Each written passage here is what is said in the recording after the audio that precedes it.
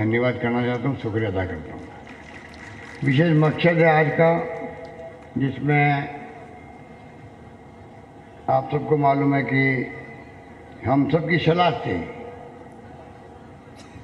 चाहे वो हमारे अविनाश पांडे साहब हो, हमारे प्रदेश कांग्रेस के अध्यक्ष सचिन पायलट जी हों, हम सब ने मिलकर के और आपके यहाँ पर प्रमोद शर्मा जी को कांग्रेस का उम्मीदवार घोषित किया है, इस आशा के साथ में कि इस बार आप बदलाव लाएंगे और कांग्रेस कामयाब होगी। लंबे अरसे से हम लोग ये सीट जीत नहीं पा रहे हैं। क्या कारण रहे होंगे वो मुझसे ज़्यादा आप लोग जानते हैं। कुछ कमियां हमसे गलती हुई होगी, कुछ कमियां रही होगी, पर कुछ कारण ऐसे रहे होंगे जिसके कारण से लंबे अरसे से झालावाड़ की लोकसभा की सीट जीत नहीं पाए। और विधानसभा में आप जरूर हमारे 12 जिले से जिताते हैं, 1-2 सीट जीतते हैं हम लोग झालावाड़ से। और इस बार भी आपने जो 12 जिले से सीटें जिताई है, करण सिंह जी जीत नहीं पाए, बाकी तीनों सीटें जीते, उसके लिए मैं आपका बहुत बहुत धन्यवाद करना चाहता हूँ। उर्मिला जी खड़ी थी, या प्रमोद भाया खड़े थे, या संजय गुर्जर जी खड़े थे, तब भी 12 जिले ने हमेशा कांग्रेस का साथ देने का प्रयास किया। इसकी मुझे बहुत खुशी है। आपके शहरी आदिवासी क्षेत्र भी है, आप लोग देखते हो कि आपके जनप्रतिनिधि प्रमोद भाया हो, या पानाचंद जी मेघवाल हो, उर्मिला जी हो, या तमाम साथी हो आपके, ये लोग कोई कमी नहीं रखते हैं। ये लोग समय समय पर संभालते रहते हैं इलाके को, आपके बीच में आते जाते रहते हैं और आपके सुख दुख पे साथी बनते हैं। इस कारण से आपने कांग्रेस को मजबूत बनाए रखा। ऐसी स्थिति झालावाड़ में कुछ कारणों से नहीं हो पाई, इस कारण से भी वहाँ के लोग हमें पूरा साथ दे नहीं पाए। मैं उम्मीद करता हूँ कि प्रमोद शर्मा, इनको आप आशीर्वाद दो, इनको भारी बहुमत से कामयाब करो और इतनी ज़्यादा मार्जिन रखो इस बार जीत में कि इस बार ये सीट निकल के रहे, ये आपका संकल्प होना चाहिए। और मुझे यकीन है कि आप इस बार ये संकल्प लेके इस मीटिंग से जाओगे। और ये मैं कह सकता हूँ आपको, अगर आपने प्रमोद शर्मा को जिता दिया तो आप एक नया इतिहास रचोगे यहाँ पर, क्योंकि प्रमोद शर्मा के जीतने के बाद में जो जीत लगातार होती जा रही है वहाँ पर बीजेपी की, मैं समझता हूँ कि प्रमोद शर्मा के जीतने के बाद में वो सिलसिला हमेशा के लिए टूट जाएगा, नया सवेरा होगा, नए रूप में कांग्रेस मजबूत होगी दोनों जिलों के अंदर। और मैं यकीन दिलाता हूँ कि इस चुनाव के बाद में प्रमोद शर्मा जीतेंगे। प्रदेश कांग्रेस कमेटी के अध्यक्ष हों, चाहे मैं हूँ, चाहे हमारे पांडे साहब, सब मिलकर के विशेष ध्यान देंगे आपके इस सीट पर, ये मैं आपसे वादा करना चाहता हूँ। और प्रमोद शर्मा जीतेंगे तो आपके बीच में लगातार आते जाते रहेंगे, आपके सुख दुख में साथी बनेंगे, आपके यहाँ विकास में भागीदारी निभाएंगे और एक कड़ी जुड़ेगी दिल्ली से। राजस्थान में आपके आशीर्वाद से मुझे तीसरी बार मुख्यमंत्री बनने का सौभाग्य मिला और मैं चाहता हूं कि इस बार जीत जाए हम लोग। दिल्ली में हमारा एमपी होगा, आपकी आवाज़ दिल्ली की पंचायत लोकसभा में उठेगी। मैं जयपुर में बैठा हुआ हूँ, प्रमोद भाई जी आपके अपने मंत्री हैं, पूरी टीम काम कर रही है, पानाचंद जी मेघवाल है, निर्मला सहरिया है, 3 विधायक आपने दिए हमें, हम कैसे बोल सकते हैं आपको। आप निश्चिंत रहें, जो काम बाकी रह गए हैं, पहले भी मैं जब मुख्यमंत्री था प्रमोद भाई गवाह है, पानाचंद जी गवाह है, निर्मला सहरिया गवाह है। जो मुझसे मांगा राजस्थान भर के एमएलए काम मांगते मांगते थक गए, मुख्यमंत्री रूप में मैंने स्वीकृति जारी करता कभी नहीं थका हूँ, ये मैं कह सकता दावे के साथ। इस रूप में हमने 5 साल निकाले थे और काम करने को कमी नहीं रखी। उस वक्त में भी हम लोगों ने पानी की योजनाएं हो, बिजली का उत्पादन हो, तो कोई कल्पना नहीं कर सकता। हमने 8000 मेगावाट के लगभग उत्पादन किया था उस वक्त में भी। इसमें आपके छबड़ा जिला में थी और सुपर क्रिटिकल पावर प्लांट लेके आए थे हम लोग, छबड़ा के अंदर भी, सूरजगढ़ के अंदर भी।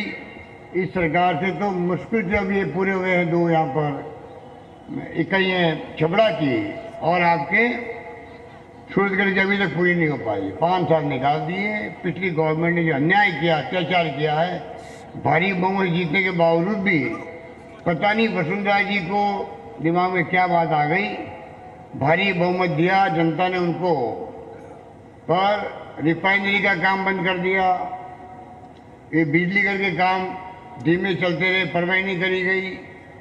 आदिवासियों में हमारे ब्रॉडगेज आ रही थी बांसवाड़ा डूंगरपुर में, वो काम ठप कर दिया। करौली टोंक जुड़ने वाले थे रेलवे से, उनको बंद कर दिया। कोच फैक्ट्री आई थी भीलवाड़ा के अंदर, किसे कहते कोच फैक्ट्री आना। मेट्रो आई थी दूसरा फेज का जयपुर में, कोई काम नहीं किया। और तो और जो प्रमोद जैन भाया का सोच था परवन नदी पर बांध बना करके पीने का पानी भी और किसानों के खेतों में फसलें लहलहाए, सिंचाई की सुविधाएं बढ़े, क्या ताकत लगाई होगी इस व्यक्ति ने, मैं कह नहीं सकता आपको। प्रोजेक्ट में कई अड़चन आई थी। प्रमोद जैन भाया ने सोनिया गांधी जी के मौजूदगी में वादा किया आपसे, अगर परवन नदी पे बांध बनाने का मैंने प्रोजेक्ट शुरुआत नहीं करी तो मैं अगला चुनाव में खड़ा ही नहीं होऊंगा, ये वादा किया था उसने। और मुझे याद है कि उस वादे पे वो कायम रहे लास्ट तक। हमें चिंता थी अगर ये क्लियरेंस जो दिल्ली से होती है पर्यावरण की और पोल्यूशन की, वहाँ अड़चन आ रही थी, अगर वो नहीं आई तो अगर प्रमोद जैन भाया अपनी बात पर अटल रहेगा तो क्या होगा, ये चिंता हमारे लिए थी। पर इतनी मेहनत करी, वो 100 चक्कर लगाए होंगे दिल्ली और 12 के बीच में, जयपुर के बीच में, कोई सोच नहीं सकता। पूरी कहानी मुझे मालूम है। मैं पूछना चाहूँगा इस मंच से वसुंधरा जी को कि राष्ट्र बदलते हैं लोकतंत्र में, पर आप बताइए मुझे कि आपका खुद का क्षेत्र है 12, झालावाड़, कोटा, 3 जिले के किसानों को लाभ मिल रहा था सिंचाई का, पीने के पानी का। उस प्रोजेक्ट को 4 साल डिले क्यों किया, इसका जवाब वसुंधरा जी दे, ये मैं कहना चाहता हूँ। राजस्थान भर में मैंने इनको इश्यू बनाया, पूरे प्रदेश में कहीं गया 5 साल, तो मैंने परवन बांध, वृद्ध योजना, refinery, broad gauge, metro, coach factory, मैं जवाब मांगना चाहता था उनसे, सवाल पूछते रह गया। तो वसुंधरा जी के मुंह से 5 साल में एक भी शब्द नहीं निकला है, मैं कह सकता हूँ। और निकला तो बर्बाद कर दी उस रिफाइनरी, वो हमारे रिफाइनरी को 7,000 करोड़ तो उसकी कीमत बढ़ गई और जनता को गुमराह किया। 40,000 करोड़ में बचा लिए हैं। अरे 5 साल में आपने प्रोजेक्ट को बर्बाद कर दिया, आया नहीं। फिर प्रधानमंत्री जी को आपने दूसरी बार बुलाया वहाँ पर शिलान्यास करने के लिए।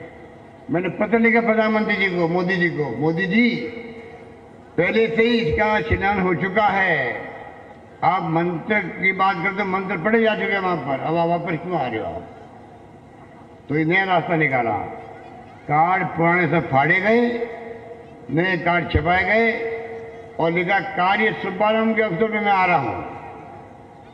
अब बता दीजिए कोई कार्य शुभारंभ के अवसर में आता है कोई? इस प्रकार से वापस उनका शिलान्यास किया गया और पूछो उनको 7 वर्ष को भी हो गया, कोई काम आगे नहीं बढ़ा। तो मैं अब कहना चाहूँगा कि कतरी में करने में अंतर है बीजेपी के, नीति में नीयत साफ नहीं है, बदले की भावना से काम करते हैं, दुश्मनी निकालते हैं। हमारे कई लोगों को जेल भेज दिया, जोधपुर में भी, जयपुर में भी। बदले की भावना लोकतंत्र में कभी होनी नहीं चाहिए। आलोचना सहन करने की शक्ति होनी चाहिए नेताओं के अंदर। ये लोकतंत्र है, ये राज लोकतंत्र का कांग्रेस का दिया हुआ राज है। कांग्रेस ने इसकी स्थापना करी आज़ादी के वक्त में। महात्मा गांधी, पंडित जवाहरलाल नेहरू, सरदार वल्लभ भाई पटेल, मौलाना अबुल कलाम आज़ाद और अम्बेडकर साहब ने बनाया संविधान। उससे हम टिके हुए 70 साल के बाद में भी। यहाँ पाकिस्तान हमारे साथ आज़ाद हुआ, वहाँ पर ये टिक नहीं पाया लोकतंत्र। बार बार सैनिकों का, फौजों का शासन, प्रधानमंत्रियों को, राष्ट्रपतियों को जेल भेजते थे। और जुल्फिकार अली भुट्टो थे वहाँ के प्रधानमंत्री, उनकी तो फांसी लगा दी गई। ये सब हमारे देखते हुआ। आप बता दीजिए कितना बड़ा फर्क है। जहाँ सुई नहीं बनती थी आज़ादी के वक्त में, यहाँ पर बिजली लोग समझते नहीं थे, कपड़े पहनने को नहीं थे, ना स्कूलें थी ना अस्पताल थे। ये क्या आपका अंता होगा उस वक्त में, बुजुर्ग लोग जानते हैं। क्या छबड़ा होगा, क्या आपका बाड़ा होगा, क्या झालावाड़ होगा। मैं तो बचपन में आया करता था, एनएसयू में था मैं अध्यक्ष साहब। आंधी उड़ती थी झालावाड़ के मुख्यालय पे भी, ये स्थिति थी उस वक्त में। किसकी बात करें, कोटा और बाड़ा तो एक जिला था। तो आप बताइए, इस प्रकार के हालातों में आज जो कुछ हुआ देश में 70 साल में कांग्रेस ने किया। तो मोदी जी कहते हैं कांग्रेस ने 70 साल में क्या किया। अब बताइए क्या जवाब दें। जो आदमी सफेद झूठ बोलते हों उनको क्या जवाब दें। और प्रधानमंत्री होकर के आप देश के प्रधानमंत्री हैं, आप विदेश से तो आए हुए नहीं हैं, एनआरआई तो है नहीं। एनआरआई है यहाँ के, आप प्राइम मिनिस्टर बन गए। आप आरएसएस के कार्यकर्ता थे या नेता थे, जो भी थे। आप 20 साल पहले आके मुख्यमंत्री बन गए, प्रधानमंत्री बन गए। क्या आपको मालूम नहीं है कि देश के हालात क्या थे आज़ादी के वक्त में। आपके तो कांग्रेस ने क्या किया 70 साल में।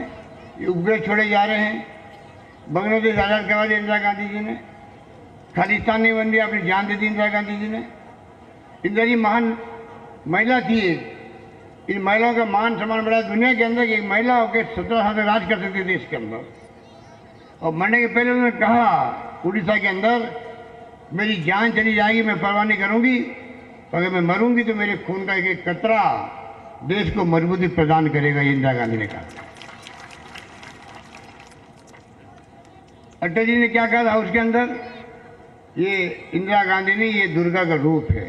आप बताइए, मोदी जी के मुंह से कभी 5 साल में सुना इंदिरा गांधी के नाम, पंडित नेहरू का नाम, इनका क्या योगदान था देश बनाने के लिए। आधुनिक भारत कैसे निर्माण हुआ, कल कारखाने कैसे आए, बड़े बड़े बांध कैसे बने, साइंटिस्टों ने क्या कमाल किया।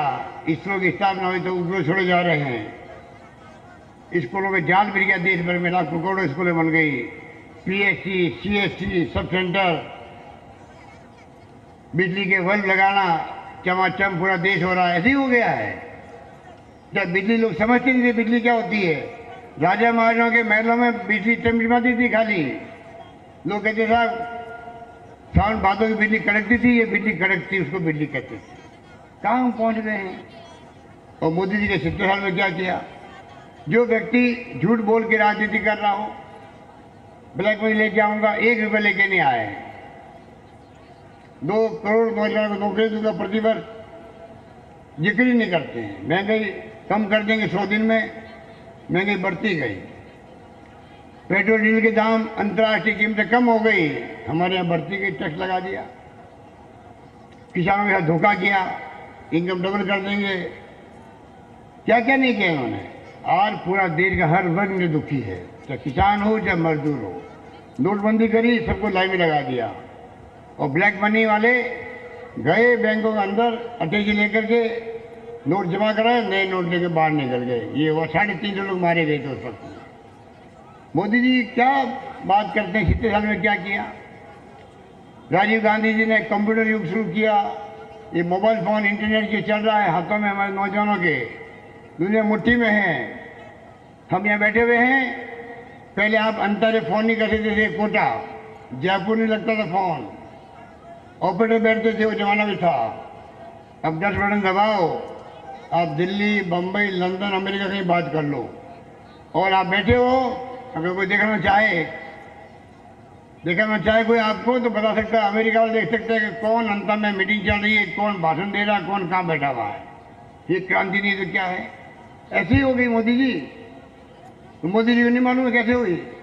ये राजीव गांधी का सपना था, उस कारण संभव हुआ। अरे मोदी जी, आपको सेल्फी लेना किसने सिखाया।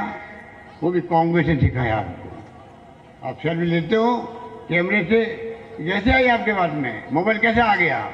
ये राजीव गांधी का सपना था 21वीं सेंचुरी का। तो मोदी जी है। जिस प्रकार से बोलते हैं, बड़े बड़े आरोप मुझ पर लगाने लग गए। कर्जा माफ नहीं किया, मुख्यमंत्री झूठ बोलते हैं, पाकिस्तान की वकालत करते हैं। अब बताइए, जोधपुर की गलियों में फिरते हैं, बेटे को जिताने के लिए। अरे भाई मोदी जी, मैंने पायलट जी ने, अविनाश पांडे जी ने पूरा राजस्थान छान मारा है। हर लोकसभा के अंदर 1 मीटिंग, 2 मीटिंग, 3 मीटिंग हो चुकी है। और आपको पता नहीं कहाँ से खबरें मिलती है। आप यहाँ के मुख्यमंत्री झूठा साबित कर रहे हो। मोदी जी को मालूम होना चाहिए। मोदी जी, आप तो राजनीति में आए हो 20 साल पहले, मैं आया हूँ 40 साल पहले। 40 साल पहले मैं आया हूँ। 40 साल पहले आया हूँ मैं। मोदी जी आया भी मेरे पहली बार मुख्यमंत्री बना मैं 20 साल पहले 98 में। उसके बाद में मोदी जी मुख्यमंत्री बने हैं गुजरात के। वो क्या बात करते हैं, उनको देखना चाहिए। मुख्यमंत्री भी लोकतंत्र में चुनाव प्रतिनिधि होता है, उसके माध्यम से वो मुख्यमंत्री बनता है। उसके बारे में आप आरोप लगाने के पहले ज़्यादा सोचना पड़ता प्रधानमंत्री को। अटल बिहारी वाजपेयी आए थे कोटा के अंदर, मैं मौजूद नहीं था, तब भी उन्होंने,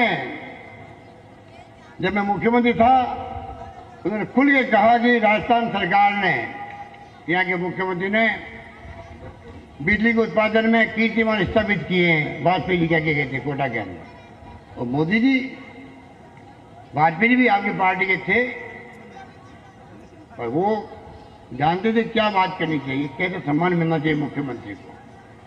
सम्मान देके सम्मान लिया जाता है। प्रधानमंत्री मोदी जी, आप किस भाषा में बात करते हो, क्या आरोप लगाते हो, सोच सकते हो। पाकिस्तान की पैरवी हम लोग करेंगे। पाकिस्तान जीत के हिंदुस्तान के सामने, आप चुनाव जीतने के लिए पाकिस्तान का सहारा ले रहे हो। आप चुनाव जीतने के लिए सेना के जो शौर्य और पराक्रम सेनाओं का है, जिसका लोहा मनवाया है हमारी सेनाओं ने, चाहे वो नेवी हो, चाहे आर्मी हो, चाहे वो एयरफोर्स हो, चाहे वो BSF के लोग हो, सबने लोहा मनवाया है।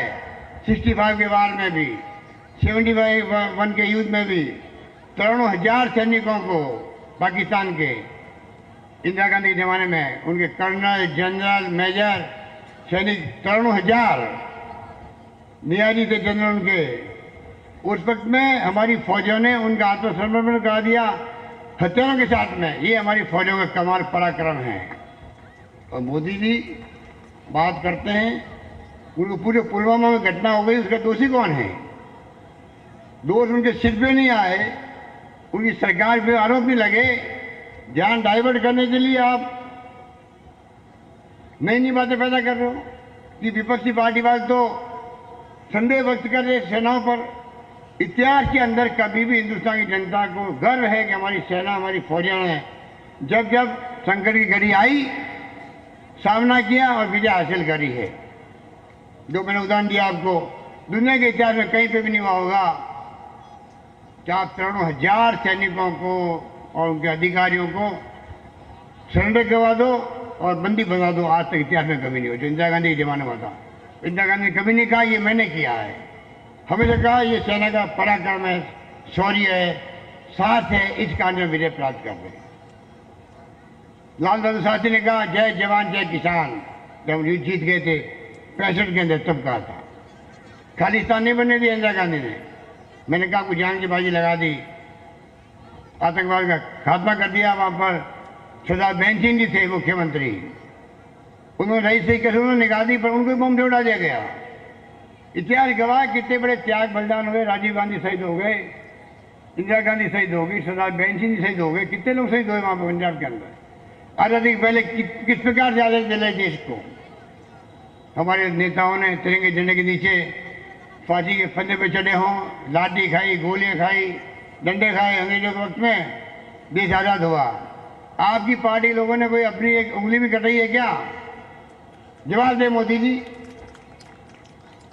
किसे भाग लिया क्या? मुखबरी करते थे लोग, इनके कई नेता मुखबरी करते थे अंग्रेजों के वक्त में। ये किस मुंह से बात करेंगे कांग्रेस की? 76 साल में क्या किया? तो 5 साल में हम सब कुछ कर दिया आपने। तो जो आदमी की जो हर 2 दिन के दौरे हो गए, 4 मीटिंग करी उन्होंने, चित्तौड़, बाड़मेर, उदयपुर, जोधपुर, 4 मीटिंगों में सच बोले हैं क्या? वो झूठ परोस के गए राजस्थान की जनता के सामने, झूठ परोस के गए। अगर हिम्मत है तो इश्यू पे राजनीति करो, मुद्दा आधारित आप बहस करो। जो राहुल गांधी बार बार कहते हैं आपको ये लोकतंत्र है, ये जनता माई बाप बैठी होती है, ये फैसला करती किसको सत्ता सौंपनी है। आप उनको बताओ, आपकी उपलब्धि बताओ, आपने वादे किए कितने खड़े उतरे वो बताओ, आगे आप क्या करोगे, देश का विजन क्या आपका, आर्थिक क्या है, सामाजिक क्या है, राजनीतिक क्या है, आपकी विदेश नीति क्या है। कभी सुना आपने मुझसे उनसे कि विदेश नीति क्या होती है? पहले प्रधानमंत्री जो कि विदेशी धरती पर आकर के मुल्कों के अंदर और कहते 70 साल में हमारे देश में कुछ नहीं हुआ, अब मैं नया भारत बना रहा हूं। कोई कह सकता है?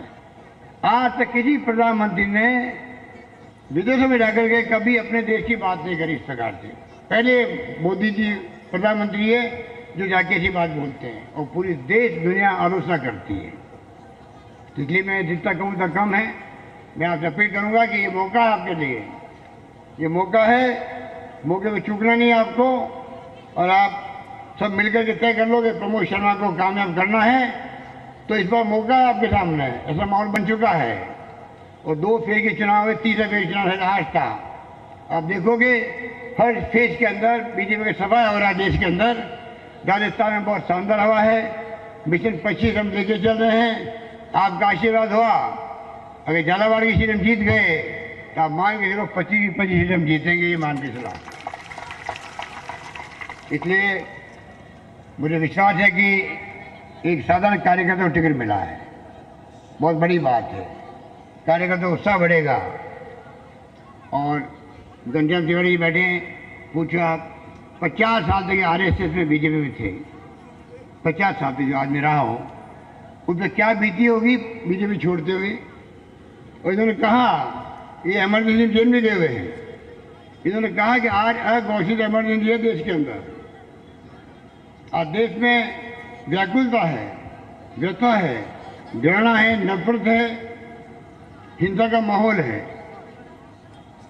और अमित शाह जी वसुंधरा जी लूट रहे राजस्थान की संपत्तियों को। आरोप लगा के बाहर हुए हों, मंत्री नहीं बने पिछली गवर्नमेंट के अंदर। बताइए आप ये नौबत क्यों आई है? आज और अभी हमारे भाई ज्वाइन किए बीजेपी के, और कोई आश्चर्य नहीं है। अगला चुनाव आते आते पता नहीं क्या होगा बीजेपी का, आरएसएस का, कोई कह नहीं सकता।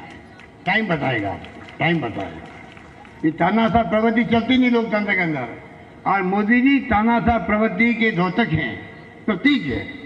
2 लोग राज कर रहे हैं, अमित शाह और नरेंद्र मोदी, और किसी की नहीं चलती देश के अंदर। लोकतंत्र में ऐसा कभी नहीं होना चाहिए। हमारी गवर्नमेंट आती कर्जे माफ किए, कोऑपरेटिव बैंकें कर दी हैं, भूमि विकास बैंकें कर दी हैं। नेशनल बैंक जो है उनसे बातचीत चल रही है हमारी, वो केंद्रीय सरकार की बैंकें होती है। हमने कहा 2 लाख रुपए तक के कर्जे जो राष्ट्रीयकृत बैंक है उनके भी माफ करेंगे। चुनाव के बाद पहला काम वही करेंगे जो हमने कहा है, वो करके दिखाएंगे। ये मैं कहना चाहता हूँ आपको। हमने 1 लाख कनेक्शन देने का फैसला किया, वो काम चालू है किसानों को, कृषि कनेक्शन को। इसके अलावा हमने 5 साल तक बिजली दरें नहीं बढ़ेगी कहा है, वो हम करके दिखाएंगे। हमने भी कहा है कि दवाइयाँ 600 देते थे हम लोग, सरकार बनते हमने 3 दवाइयाँ जोड़ी है, जो हार्ट की है, किडनी की है और कैंसर की है। इतनी महंगी दवाएं होती है, घर बिक जाते लोगों के, गहने बिक जाते हैं। हमने कहा कैंसर की, हार्ट की और किडनी की वो दवाएं हम फ्री देंगे। ये हमने आदेश जारी कर दिए हैं राजस्थान के अंदर। पानी की बिल गाँव में नहीं आएंगे, पानी का निःशुल्क कर दिया है, कोई बिल नहीं आएगा आपके, ये मैं कह सकता हूँ आपको। ये किया है। शहरों में नगर पालिका में बहुत मामूली बिल आएगा, गाँव में बिल माफ हो गया पूरी तरह से। कई फैसले हमने किए हैं शॉर्ट टाइम में। अभी 3 महीने सरकार को हो गए हैं। अगर आप इनको जिताते हो 3 महीने पुरानी सरकार 4.5 साल तक चलेगी। अभी जब ये काम करेगी, आपके सुख दुख में भागीदार बनेगी। आप इनको जिताओ, आप देखोगे 4.5 साल तक आपको कोई शिकायत नहीं आएगी। जम के हम लोग विकास करेंगे, आपकी परेशानी दूर करेंगे, नई नई योजना लेके आएंगे। और राहुल गांधी जो मैनिफेस्टो दिया है, न्याय योजना लेके आए हैं, जैसा अभी पांडे जी बता रहे थे आपको। किसानों का अलग बजट आएगा देश के अंदर, ये पहली बार इतना ही फैसला हुआ है। न्याय योजना 52,000 रुपये प्रति साल, 6,000 रुपये प्रति माह जाना महिला के खाते के अंदर। पति खत्म नहीं जाएगा, पत्नी के खाते में जाएगा 6,000 रुपये, 25 करोड़ लोगों को मिलेगा। इस प्रकार से जो फैसले किए हमारे मैनिफेस्टो में कोई बेमिसाल है। इन सब बातों का समझ करके मैं आपसे अपील करूंगा, कृपा करके चुनाव में आप कांग्रेस को कामयाब करो। धन्यवाद। जय हिंद। धन्यवाद। धन्यवाद। तो 12 से यहां पर आप सीएम गहलोत को सुन रहे थे, जहां पर कांग्रेस के समर्थन में लोगों से वोट की जो अपील है उनकी तरफ से की गई, और साथ ही साथ उन्होंने कहा कि जो तमाम वादे हैं जनता की भलाई के लिए मैनिफेस्टो में हमने शामिल किए, उन तमाम वादों को पूरा किया जाएगा। जिस तरीके से विधानसभा में जो परचम है जीत का वो पार्टी ने लहराया और उसके बाद उन तमाम वादों को लगातार पूरा किया, लोगों को लगातार तमाम सुविधाएं, तमाम उन वादों को पहुंचाने की कोशिश की गई, और इसीलिए कोशिश है कि तमाम जो लोग हैं एक बार फिर से मौका दें लोकसभा चुनाव में।